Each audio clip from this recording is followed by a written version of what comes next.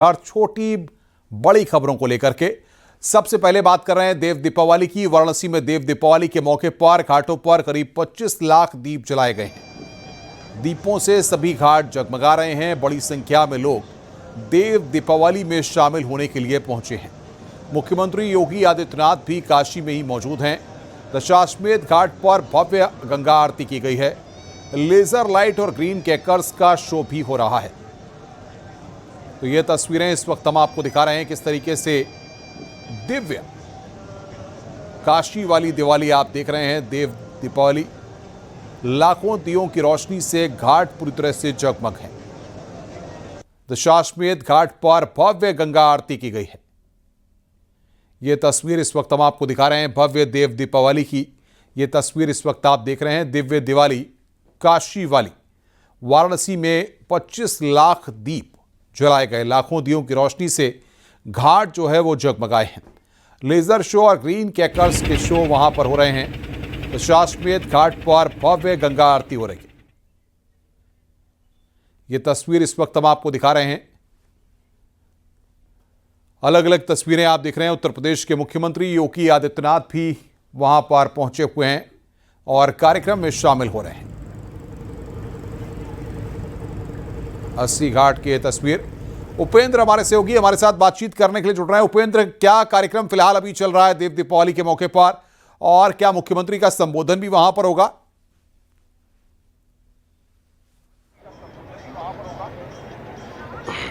देखिए, अभी मुख्यमंत्री का संबोधन की तो बात अभी नहीं आई है औपचारिक रूप सामने, लेकिन अभी फिलहाल मुख्यमंत्री अभी क्रूज पर सवार हैं और दशाश्वमेध घाट के सामने मुख्यमंत्री पहुंचे हैं, जहां पर गंगा आरती अब ये देखिए शुरू हो गई है।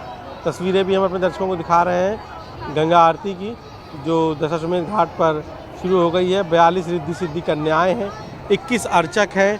थीम है ऑपरेशन सिंदूर, जिस पर ये पूरी गंगा आरती की जा रही है। और इस गंगा आरती पर तो क्रूज से मुख्यमंत्री योगी आदित्यनाथ भी देख रहे हैं। मुख्यमंत्री के साथ उनके कैबिनेट और सरकार के सहयोगी उनके मंत्री भी हैं, विधायक भी हैं, जो क्रूज के जरिए न केवल गंगा आरती देख रहे हैं बल्कि घाटों पर क्या व्यवस्थाएं की गई हैं, भीड़ के मद्देनज़र, दीप प्रज्वलन के मद्देनज़र, अन्य वैकल्पिक रास्तों के एंट्री एग्जिट के मद्देनज़र, तमाम सारी व्यवस्थाएं हैं उसको ही मुख्यमंत्री देख रहे हैं। और इस वक्त जो वाराणसी में गंगा आरती है वो शुरू हो गई है और गंगा आरती को मुख्यमंत्री योगी आदित्यनाथ भी देख रहे हैं। बिल्कुल उपेंद्र, लेकिन जिस तरीके से हम देख रहे हैं कि इंतजामात किए गए हैं वो अपने आप में अलौकिक हैं। क्रैकर्स और तमाम तरीके से इस बार देव दीपावली को भव्य बनाने की कोशिश की गई है।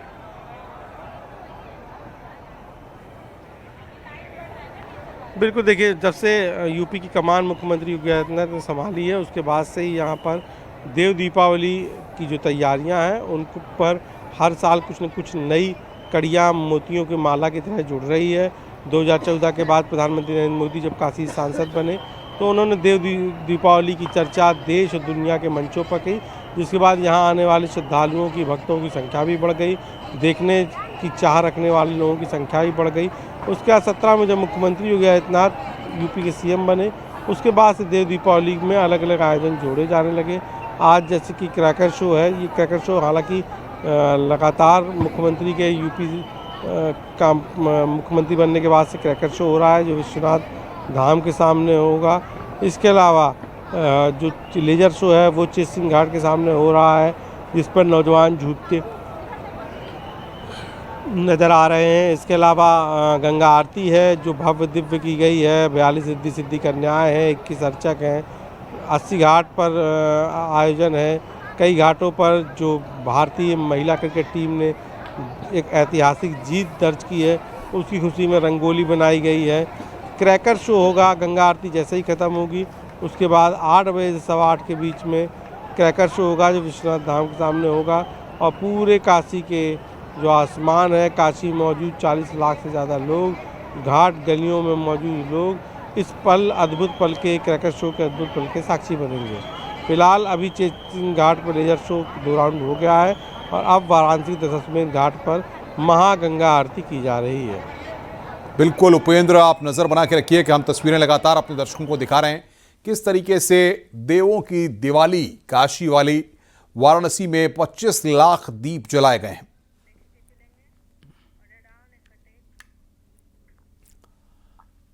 योगी सरकार माफियाओं पर शिकंजा कसकर उनके कब्जे वाली जमीनों को मुक्त कराकर गरीबों के लिए घर बना रही है। इसी कड़ी में सीएम योगी ने राजधानी लखनऊ में माफिया मुख्तार अंसारी के कब्जे से खाली कराई गई जमीन पर बने फ्लैट्स की चाबी लाभार्थियों को सौंपी। एलडीए ने सरदार वल्लभ भाई पटेल आवासीय योजना के तहत ईडब्ल्यूएस फ्लैट्स का निर्माण कराया है। पिछले 8.5 वर्ष में बिना रुके, बिना डिगे, बिना झुके अनवरत रूप से ये कार्रवाई चली है। और मैं उन लोगों से जो अब भी इन माफियाओं के साथ सहानुभूति रखते हैं, उन सब से कहूंगा कि वे अपने पैरों पर कुल्हाड़ी मार रहे हैं। अपने संगठन, अपनी संस्थाओं की अपूर्णीय क्षति कर रहे हैं। सहारनपुर में बेकाबू ट्रैक्टर खेत में पलट गया। हादसे में ट्रैक्टर पर सवार 3 लोगों की मौके पर ही मौत हो गई। काम करने के बाद घर लौटते वक्त ट्रैक्टर बेकाबू होकर सड़क किनारे लगभग 5 से 6 फीट नीचे खेत में पलट गया। हादसे की सूचना मिलते ही ग्रामीण मौके पर पहुंचे और ट्रैक्टर को सीधा कर शवों को बाहर निकाला गया। पुलिस ने शवों को कब्जे में लेकर पोस्टमार्टम के लिए भेज दिया है और दुर्घटनाग्रस्त ट्रैक्टर को जब्त कर लिया है।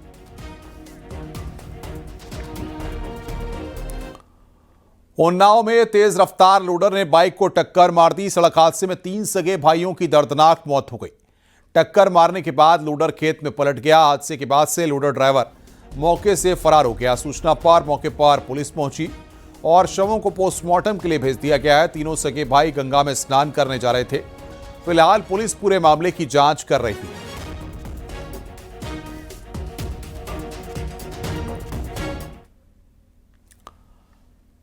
नोएडा में साइबर क्राइम टीम ने 7 लोगों को ठगी से बचाया है। साइबर ठगों के चंगुल से बचे पीड़ित तमिलनाडु, गुजरात, तेलंगाना, उड़ीसा और राजस्थान के रहने वाले हैं। साइबर कमांडो के नेतृत्व में टीम गठित की थी।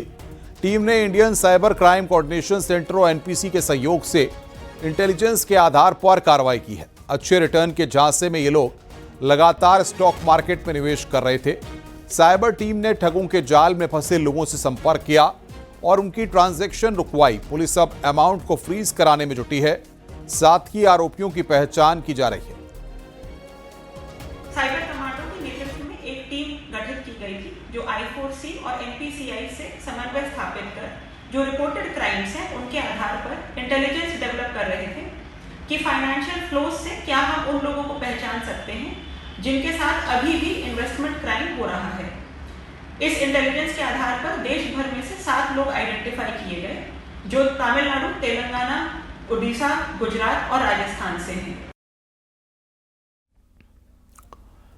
शाहजहांपुर पुलिस ने कारोबारी से 50 लाख रुपए की फिरौती मांगने के आरोप में एक नाबालिग को बेंगलुरु से पकड़ा है। आरोपी ने खुद को लॉरेंस विश्नोई गैंग का सदस्य बताया था। निगोही थाना क्षेत्र के रहने वाले कारोबारी से 31 अक्टूबर को रंगदारी मांगी गई थी। रंगदारी न देने पर जान से मारने की धमकी दी गई थी।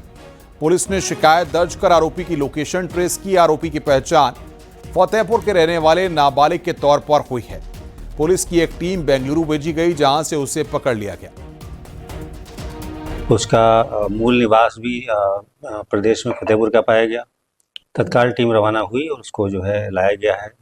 पूछताछ के बाद उसने स्वीकार किया। वो बाल अपचारी है। उसके द्वारा बताया गया कि वो इंस्टाग्राम रील्स देखता था और उसको आइडिया आया रील्स देख करके कि ऐसे वसूली की जा सकती है। जो व्यापारी थे उनके फेसबुक पेज पर उनका मोबाइल नंबर भी था। या इसी से उसने जो है उस नंबर पर कॉल करके वसूली की मांग की थी। इटावा में रास्ते और नाली के विवाद में 2 गुटों में खूनी संघर्ष हुआ। दोनों गुटों के लोगों ने एक दूसरे पर पथराव किया। पथराव में एक लड़का गंभीर रूप से घायल हो गया। मामला उसराहार इलाके के चितरपुरा गांव का है। पथराव का वीडियो वायरल हो रहा है। पुलिस ने दोनों पक्षों के खिलाफ कड़ी कार्रवाई की है। पथराव में घायल लड़के का इलाज चल रहा है।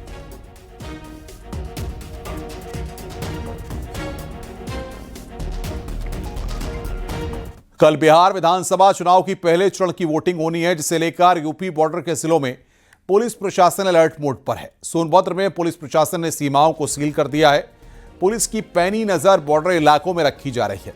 खासकर अवैध शराब को लेकर निगरानी की जा रही है। सुरक्षा एजेंसियां भी कड़ी नजर रख रही हैं। जनपद की सीमा बिहार समेत अन्य राज्यों से भी मिलती है।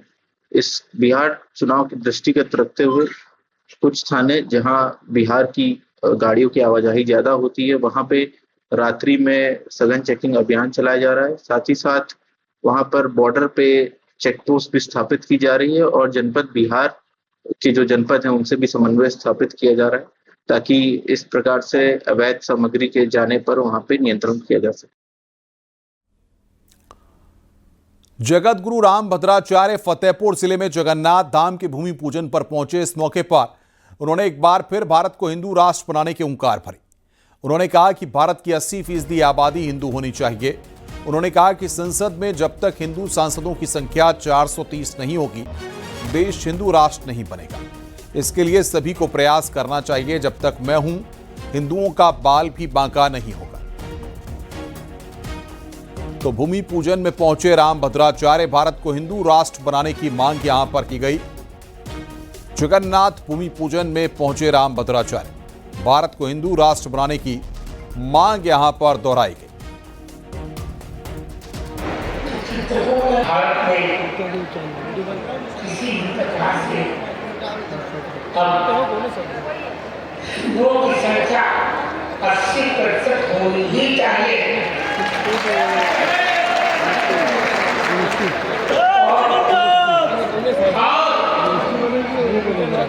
राज्य सरकार भी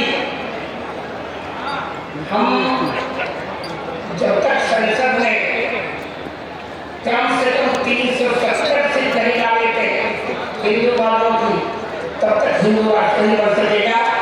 सब लोग प्रयास करो।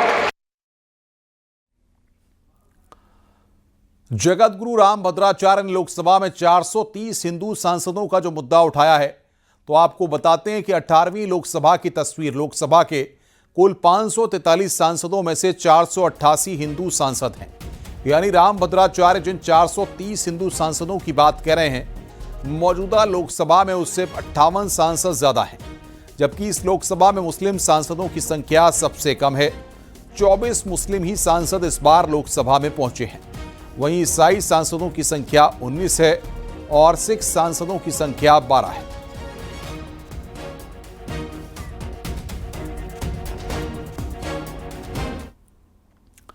अमेठी में बंदरों का आतंक थमने का नाम नहीं ले रहा। जामो इलाके में बंदरों के झुंड के हमले में एक बच्ची समेत 4 लोग घायल हो गए, जिन्हें इलाज के लिए अस्पताल में भर्ती कराया गया है। स्थानीय लोगों ने बंदरों पर लगाम लगाने की मांग की है।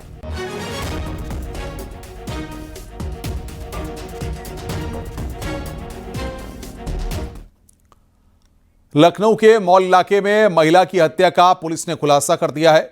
महिला के दूसरे पति ने अपने दोस्तों के साथ मिलकर पत्नी की हत्या की थी।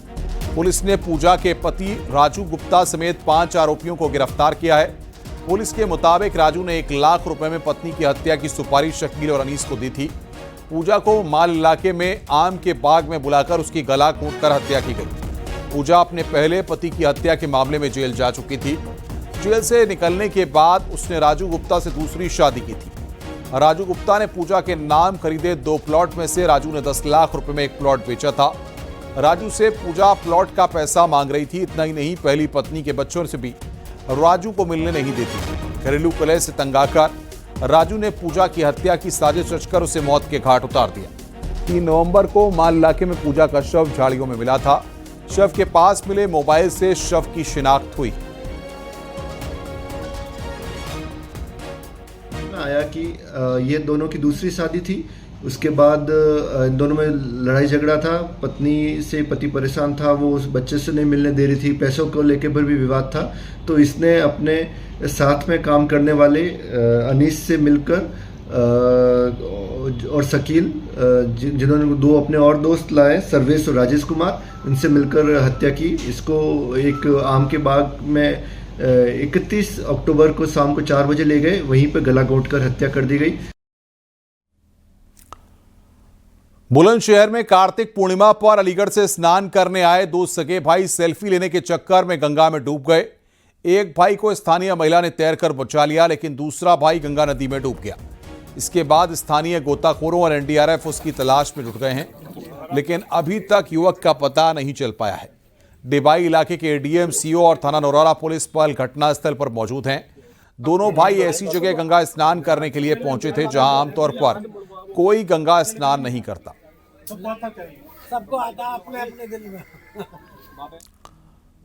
महोबा में हिंदू संगठनों ने बाबा बागेश्वर पर विवादित टिप्पणी करने वाले के खिलाफ प्रदर्शन किया और कार्रवाई की मांग की। मध्य प्रदेश के ग्वालियर में एक शख्स ने बाबा बागेश्वर के खिलाफ सोशल मीडिया पर अनलगढ़ टिप्पणी की थी, जिसके बाद से लोगों में नाराजगी है। इस दौरान हिंदू संगठन के नेताओं ने राष्ट्रपति के नाम एसडीएम को ज्ञापन सौंपा।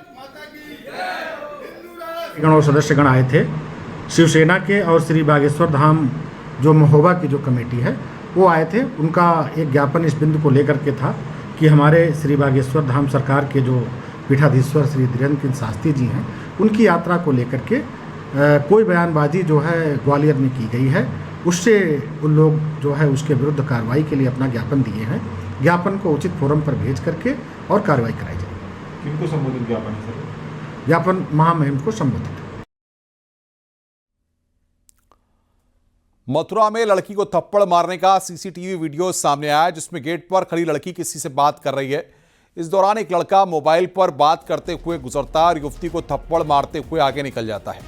पूरी वारदात सीसीटीवी कैमरे में कैद हो गई है।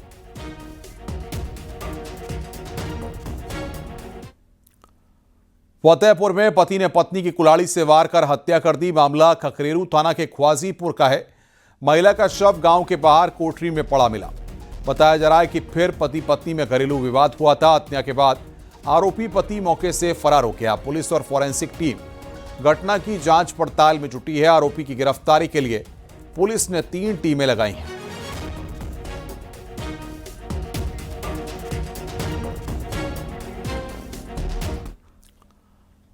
कन्नौज में एक लड़के को विधायक से मिलता हुआ नाम भारी पड़ गया। गाड़ी चेकिंग के दौरान दरोगा जी ने लड़के से नाम पूछा। बाइक सवार लड़के ने अपना नाम कैलाश राजपूत बताया। दरोगा जी को लगा कि लड़का विधायक का नाम लेकर दबाव बना रहा है। दरोगा जी ने उसे लाठी से बुरी तरह पीटा। पीटने के बाद भी लड़के ने अपना नाम कैलाश राजपूत बताया तो दरोगा जी को मसला समझ आया। लड़के का अस्पताल में इलाज चल रहा है। मामला सौरिक थाना क्षेत्र का है, जहां खड़नी चौकी इंचार्ज अंकित यादव गाड़ी चेकिंग कर रहे थे। मामला विधायक कैलाश राजपूत तक पहुंचा तो वो लड़के को देखने अस्पताल पहुंचे। विधायक ने लड़के को पीटने वाले पुलिस वालों पर सख्त एक्शन की मांग की है। मारा सन करके इन 3 पुलिस वालों ने उसे छोड़ा। इस घटना का सारा रिकॉर्ड किरण मैरिज होम में सीसी कैमरे लगे हुए हैं। पूरी घटनाक्रम उसमें देखी जा सकती है। आगे पेट्रोल पंप है, उसमें भी कैमरे हैं। मैं समझता हूँ ये बड़ा ही निंदनीय घटना है। मैंने पुलिस अधीक्षक महोदय कन्नौज से आग्रह किया कि ऐसी सी घटना घट गई है। अब मैं सीधा वहीं पहुंचा। 3 लोग आए, तुरंत बिना पूछे 2-4 डंडे मारे, धकिया पेल के मार के। अब जैसे मेरा नाम पूछा तो मेरा नाम कैलाश राजपूत है। नाम जैसे ही बताया तो बहुत मारा मेरे को। इतना मारा, जैसे ही नाम लिया तो और मारा मेरे को। इतना मारा मेरे को, सब सुझा दिया मार मार के। 3 लोग थे, मेरे को इतना मारा। गाजियाबाद पुलिस ने फेक आईडी बनाकर लड़की को बदनाम करने की साजिश करने के आरोपी को गिरफ्तार किया है। आरोपी जुबैर मेरठ का रहने वाला है। मामला इंदिरापुरम थाना इलाके का है। लड़की का आरोप है कि उसके नाम से नकली इंस्टाग्राम आईडी बनाकर न्यूड फोटो अपलोड करने की धमकी थी। आरोपी ने 50,000 रुपए की मांग की है। शिकायत में लड़की ने बताया कि जून 2024 से आरोपी सोशल मीडिया प्लेटफॉर्म पर लगातार उसे परेशान कर रहा था।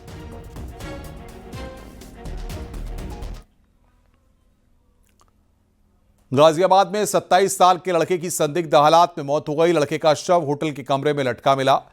घटना इंदिरापुरम के शक्तिखंड 3 के होटल की है। मृतक रजत प्रताप सिंह भाटी मेरठ का रहने वाला था। नोएडा में प्राइवेट जॉब करता था। कमरे से पुलिस को लैपटॉप, मोबाइल और शराब की बोतल मिली है। शव को पोस्टमार्टम के लिए भेजकर पुलिस मामले की जांच पड़ताल में जुटी हुई है।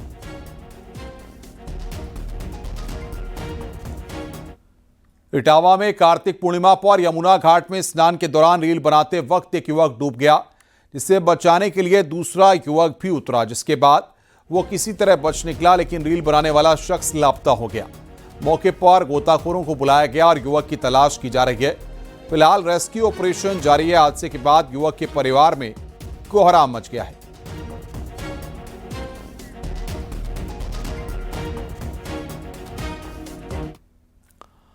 ज़ोहरान ममदानी न्यूयॉर्क के नए मेयर चुने गए हैं। ट्रंप के धुर विरोधी ममदानी की यह जीत कई मायनों में अहम है। ममदानी न्यूयॉर्क के पहले मुस्लिम मेयर बने हैं जो मशहूर फिल्म मेकर मीरा नायर के बेटे हैं। जीत के बाद अपने समर्थकों के बीच ज़ोहरान ममदानी ने भारत के पहले प्रधानमंत्री जवाहरलाल नेहरू के मशहूर भाषण ट्विस्ट विद डेस्टिनी का जिक्र किया।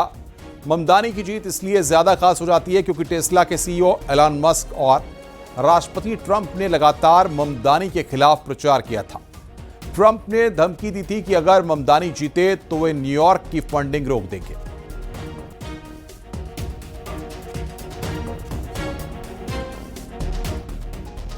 Before you, I think of the words of Jawaharlal Nehru. A moment comes but rarely in history when we step out from the old to the new. When an age ends and when the soul of a nation long suppressed finds utterance. Tonight we have stepped out from the old into the new. Bijnor में लूट के 2 आरोपियों के साथ police की मुठभेड़ हुई है। मुठभेड़ के दौरान दोनों बदमाश पैरों में गोली लगने से घायल हुए हैं।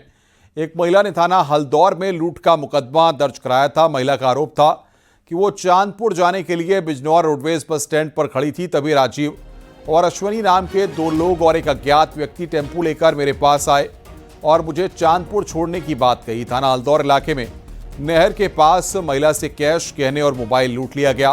पुलिस ने घायल हुए आरोपियों से महिला से लूटा हुआ सामान बरामद किया है। एक टेंपू चालक 2 अज्ञात व्यक्तियों द्वारा एक महिला उसके बच्चों के साथ बलपूर्वक जो है उनके मोबाइल फोन, कृत्रिम आभूषण तथा 300-400 रुपए लूट लिए गए। इस सूचना पर तत्काल स्वाट टीम, एसओजी टीम तथा पुलिस टीम के साथ घटनास्थल का निरीक्षण किया गया। घटना के सफल अनावरण हेतु 3 टीमें लगाई गई थी। आज प्रातः जो है घटना में सम्मिलित अभियुक्तों को पुलिस मुठभेड़ में गिरफ्तार कर लिया गया है। दोनों अभियुक्तों के पैर में गोली लगी है, जिन्हें चिकित्सीय उपचार हेतु भिजवाया गया है। मुजफ्फरनगर पुलिस ने साइबर ठगी के आरोपी को बुलंदशहर से गिरफ्तार किया। आरोपी ने आरपीआई समाधान पोर्टल के नाम पर महिला से 12 लाख रुपए की ठगी की थी। मामला थाना खतौली क्षेत्र का है। फौजी की पत्नी ने 9,000 रुपए में ऑनलाइन मंदिर बुक किया था, जिसको लेकर महिला के साथ 3 बार ठगी की गई। महिला से कुल 12,95,000 रुपए की धोखाधड़ी की गई है। कंप्लेंट दर्ज कराने पर भी आरपीआई समाधान के नाम पर करीब 2 लाख रुपए का फ्रॉड किया गया। नहीं, ये पहले किसी मामले में जेल नहीं गया है, लेकिन जो इससे बातचीत में बात सामने आई है, इसने खुद बताया कि एक बार जो है अलीगढ़ पुलिस ने भी इसकी तलाश की थी और तब इसके पास से बरामदगी नहीं हो पाई थी और इसने बताया कि वो सिम इसने 2-2 हज़ार रुपए में जो है किसी अज्ञात व्यक्ति को बेच दिए थे। इस संबंध में जो है इसने स्वयं हमें जानकारी दी है। ऑनलाइन इसके नंबर पर हमें 10 शिकायतें प्राप्त हुई हैं, जिनको हम अभी स्टडी करेंगे, एनालाइज करेंगे।